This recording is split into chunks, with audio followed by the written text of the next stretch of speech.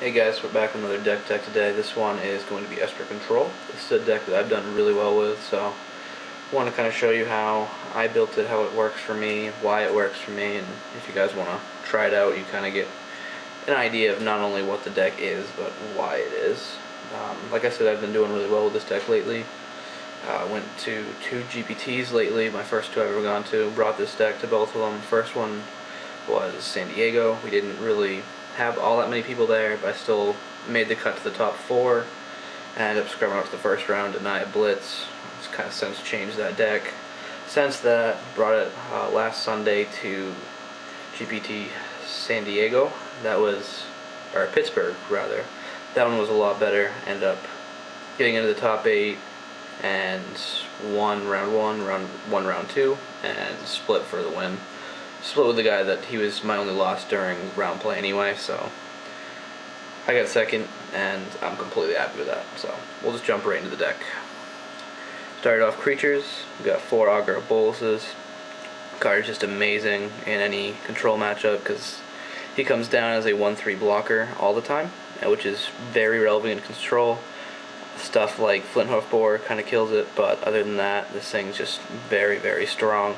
And he puts a card back into your hand whenever you play him. This is the #1 card you want to see turn 2 against any aggro matchup. So 4 Augurs. I'm leaning over this camera here, so I'm gonna try my best not to knock it off while we're recording. Next thing, I'm running 3 Snapcaster Mages. Just absolute staple in control matchups. I used to run 4, found that was way too many. I see some people run 2. I really like 3. I get value out of everything in my graveyard, so this card just does work for me. I'm very happy with 3 of them. I think that's the correct way to play it. If you do play with 2, I think that's fine as well. Just with 3, I feel a little bit safer. And my last creature, Restoration Angel. This is a 2 of. And then if I don't have a verdict on turn 4, this thing can come down and block for me. That's 2 extra cards against aggro that you kind of need. This is the change I made after San Diego to kind of help out that matchup. And you'll see my whole board is based on control. Like, I want my main board to work against control, then sideboard to work on some of my better matchups, like mid-range or other control matchups. Obviously, aggro is the worst matchup for this deck, so starting off prepare is kind of nice.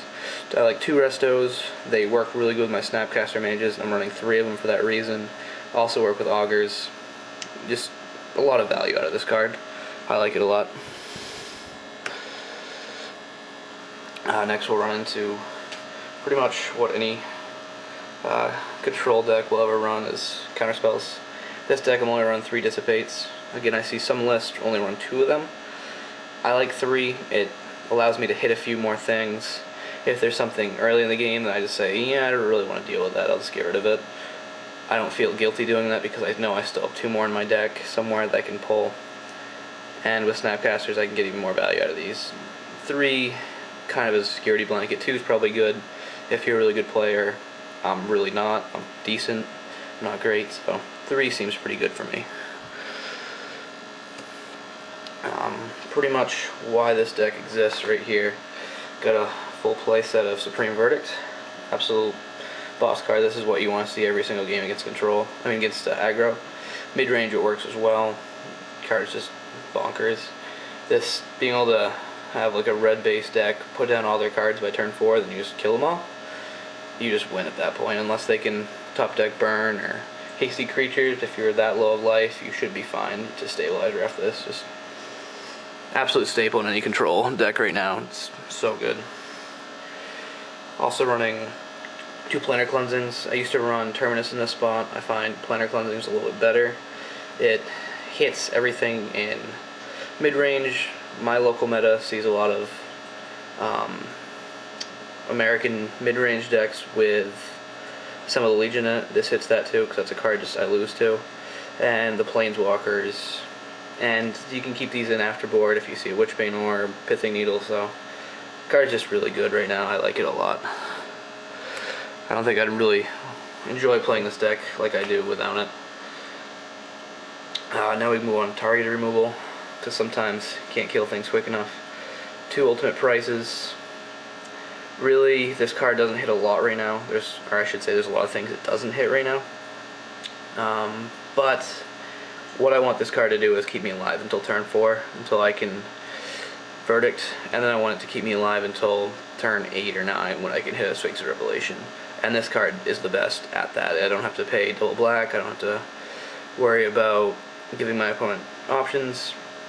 This just kills a creature when it attacks me, or it even kills other things too, like Sublime Archangel if I see that, or Silverblade Paladin. So, gives me a lot of value. It's probably my favorite removal in this deck. Next I run a 1 of Devour Flesh.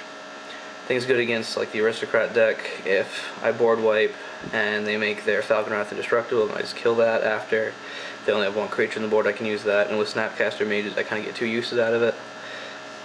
Really don't like giving my opponent a choice. That's the only thing. A lot of the aggro matchups, they're going to have a lot of things on the board where I really only want to kill 1 thing. Giving them the option isn't really helpful. That's why I'm only running 1 instead of 2. I don't really care about seeing this early game as much. It's more mid game and even late game. But having 1's nice, and if you need to, you can always play this on yourself and kill one of your augurs to gain life. It's kind of nice to have that out if you absolutely need it. Finally, 1 murder. Ghost Council is just beats this deck unless you have a way to deal with it at instant speed. Really, if they have any creatures on the board other than it, then Murder's the only card that can deal with it at instant speed. I love this card. It hits a lot of other things too. I only run it as a 1 of because most of the time my removal is to keep me alive until I can stabilize, and the double black casting cost in Murder is kind of difficult to justify that because you can't really hit it early game like you'd like to. But killing Obsidat is essential to trying to win a game, and there's a lot of other things it hits too if you absolutely need it to, so run 1 of. Next thing, oop, I'm knocking the camera. I said I would try not to, and apparently I didn't try hard enough. Next we're going to go into our, well, I was going to say draw spells. This does become a draw spell if you need it. 4 Azorius Charms, almost said key runes, it's not a key rune. Card's just insane. A lot of times against an aggro matchup, if they don't have any lands in hand, it's white-blue Time Walk. You're putting their card on top that they just attacked you with, now they're going to have to draw it, now they're going to play it, and if it doesn't have haste, then they got to wait another turn before they swing. It's just such a good tempo card. It also deals with a lot of things that my removal couldn't. Stuff like Falconwrath, they swing with that. If they swing with Obsidat, it can take care of that. And a lot of times you'd say, well, you just put it on top, they're going to draw it next turn. With an Esper control deck with Drown Yards, this is actually a really good way to get rid of things. You can put something on top that they don't really want, so it forces them to just waste a turn drawing it, or you can put it on top, something that's really good, and then just drown it away next turn. And if you absolutely don't need this for any reason, maybe you have 3 in hand, you kind of stabilize, you can always just draw cards, so really, really good card. Now moving on to the true draw cards, like our draw cards all the time. 4 Think Twice. I see a lot of decks running 3 of these right now. I like 4 myself. Big reason why I like 4 is because if I'm not going against aggro, if I'm going against mid-range or control, especially the ones that play Farseek, I really want a turn 2 play. And this is my turn 2 play, this is my turn 3 play, and this is the card I absolutely want to see early on, because when they're grabbing lands, I can be drawing cards. It gives me something to keep on equal footing as them, instead of just feeling like I'm falling behind, not able to do anything. Obviously, the first time you draw it, on turn 2 when you play this, it says play a deck with 1 less card in it. You thin your deck effectively, that's really all it does. But then on your flashback cost, then now you're drawing an extra card, and that's very helpful. Plus, these things are never dead. If you draw them late game, just play it, flash it back, and now you have, instead of drawing 1 card per turn, you just drew 2 cards per turn, and it helps you find answers. That's what control decks are usually all about, is drawing cards and finding answers. Now, the reason why control is viable in this aggro-heavy standard meta we're in right now is Sphinx of Revelation. Like, this card just keeps you in games. Gaining life and gaining cards both relevant. Neither one would be that good if it wasn't with the other. Obviously, drawing cards is always good, but if you tap out to play this and just draw cards, but you didn't get any life, then they just swing and kill you next turn. So, gaining the life, usually, if you're hitting this for X equals 4 or 5, then you just bought yourself a turn, you got yourself out of burn range, and you have answers to everything now. This card is just absolutely insane. The main win condition of the deck by far. That's the card that says your opponent cannot kill you. Now we're going to move on to lands, because obviously you've not seen anything that can win the game yet, other than maybe like a couple Restoration Angels. But if you look at this, you probably know Esper Control, you know everyone's Drown Yard is going to win anyway. But we'll continue. This deck I'm only running 26 lands. I see a lot of people running 27. I would think about, if you want to run 27, I'd cut a Dissipate for it, maybe cut a Snapcaster Mage for it. Either one's probably fine. Maybe even to think twice. I see some people running 3. I would much rather run 4. I haven't play tested with 3, but 4 seems right. I like that card a lot. But 26, 27, not too big of a difference. 27 is probably right. Sometimes I'm stuck on not having enough mana, but I also feel like in the mid game and even early game against aggro, I need to be drawing my answers, not land. So I've been finding 26 works well for me. I'm also in an aggro heavy meta, so that's probably why. Hallowed Fountain, 4 of. It's the best shock land for this deck. We have Planar Cleansing that costs 3 white. We have Dissipate that costs 2 blue. We have Sphinx of Revolution that costs 2 blue. Only card that costs double black is your 1 murder, and you really want to see that late game anyway, so Hallowed Fountain is definitely the one you want to go all out on. We do have 2 Watery Graves, and 2 Godless Shrines to go along with that, though. I think 8 Shock Lands is enough. Really, you don't want to be playing those untapped too often. Losing life against aggro really just can be enough to kill you. Sometimes I don't see one. In the opener, I might hit one from like my 3rd or 4th land drop, which is kind of awkward, but it's a lot better than hitting it from my 3rd land drop, 4th land drop, and 5th land drop. If you're running more of them, I think 8's plenty. If anything, I'd probably put 1 more Godless Shrine in so you can hit the triple casting costs. Planar Cleansing, but I don't think it's really that important. We're going to run 4 of each check land. 4 Glacial Fortress, 4 Drowned Catacomb, and 4 Isolated Chapel. Reason for that is these lands rarely come in untapped. Sometimes they do if you just get a bad opener, but they rarely do, and they don't cost you life. Why not just fill out on all of them? We also have 2 basics, 1 island, and 1 plains. Those are just in case you get ghost quartered, or well, really pretty much ghost quarter. I like running 2 instead of 1 for ghost quarter, just in case I already have 1 in the field, I already have 1 in my hand. I feel like there's a really good chance I'll still have 1 in my deck if I get ghost quartered, and against like the mirror or something. Also, it is also 1 more card that enables your check lands to come in untapped, depending on which one you have and which check land you have, so that kind of helps too. Then colorless land, 3 Drown Yards. Obviously this is how you close out a game after. I've seen some lists with 4. I don't know if 4 is really necessary. If you're running 26 lands, yeah, you might throw an extra one of these in. I mean, if you're running 27, you might throw an extra one of these in, but 26, I think 3 is right. I don't want to have too much colorless land because, like I said, Dissipate double casting cost, Planar Cleansing triple casting cost, Murder double casting cost, and Sphinx Revelation double casting cost. Plus you have like Charm that costs 2 colors, Revelation costs 2 colors, Verdict costs 2 colors. That's also double weight as well. Just having less colorless lands nice. 3's fine. Yeah, you might not hit one of these until later in the game, but you've won the game when you're using this anyway. You don't really. This isn't to race the other team. It's just so you can win the game before you run out of cards yourself. 3's fine.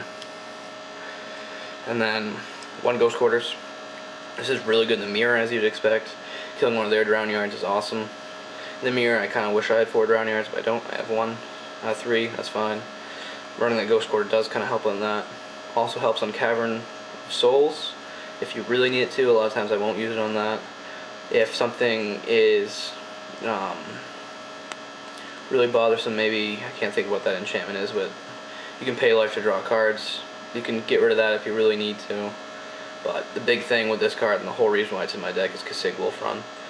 Having Arbor Elf in the field, and you don't have this card, and they have a Wolf Run, it means you have to waste like an ultimate price on an Arbor Elf, which is just kind of painful. So, Ghost Quarter says no, get out of here, Wolf Run. Only one of them, because again, I don't want to have too much colorless land. And the other thing is, if they're running basics, you quarter them, they get a free. Well, I guess they didn't lose any land. They lost one, another came in there, just right where they are. But you lost the land when you used it, so.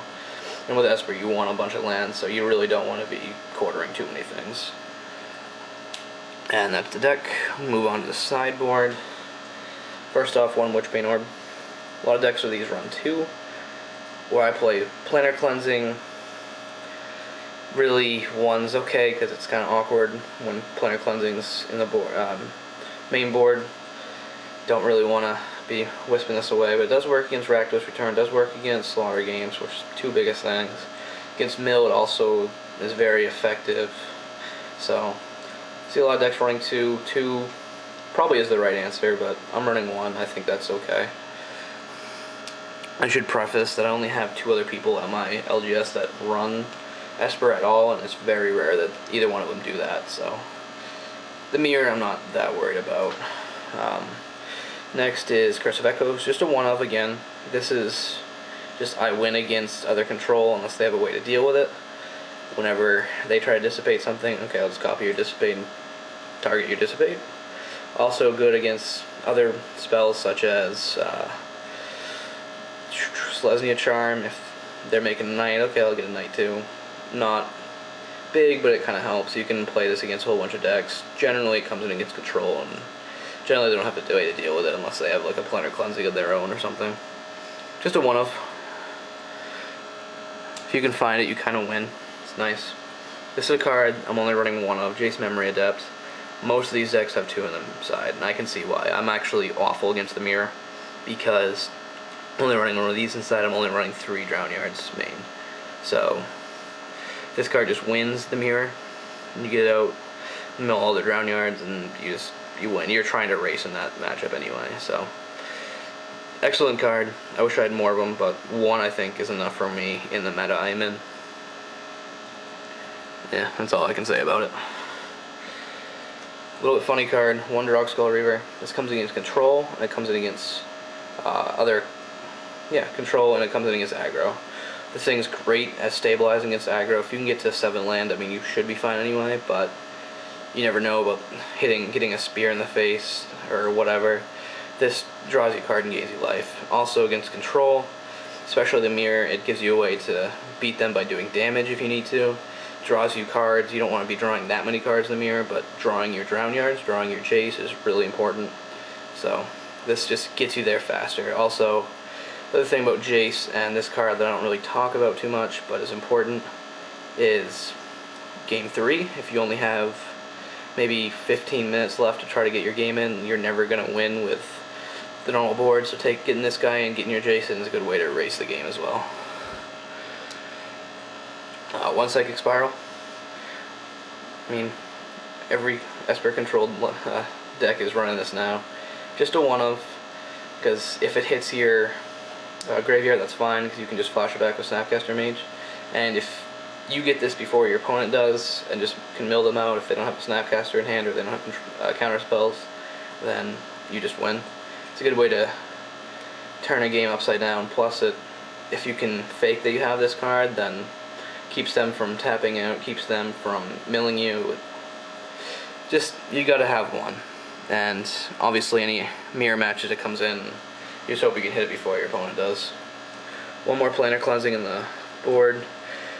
Can assemble the Legion. If they're playing that card, it just beats you. Also, Planeswalkers are just really annoying. And if you have some weird brew you're up against that runs a lot of permanents, sure, Planar Cleansing is just awesome. And if you bring this in, you're most likely taking away at least 1 verdict, so it's a replacement for another board wipe, and it just gets rid of everything, so I like it. 1 more Murder. Generally this thing only comes in against Obsidat. Having another way to deal with it is just great. A lot of these decks run at least 2 of them, so having 2 Murders is fine. and Snapcaster Mages is really good with it. But it also hits other things like Falcon Wrath if they have nothing else to sacrifice, Olivia if you really need it to, and a couple other just relevant things. Huntmaster, but you leave the wolf. It hits things that the other cards don't. I like to have a second one just in case. Finally, we're getting into some 2-ofs in the board. 2 Duress. Comes in against control and mid-range. Getting rid of that Rakdos Return or Slaughter Games is essential. If you can get rid of a Jace, that's unbelievable. Doesn't come in all that often, but when it does, you just kind of hope to hit something big.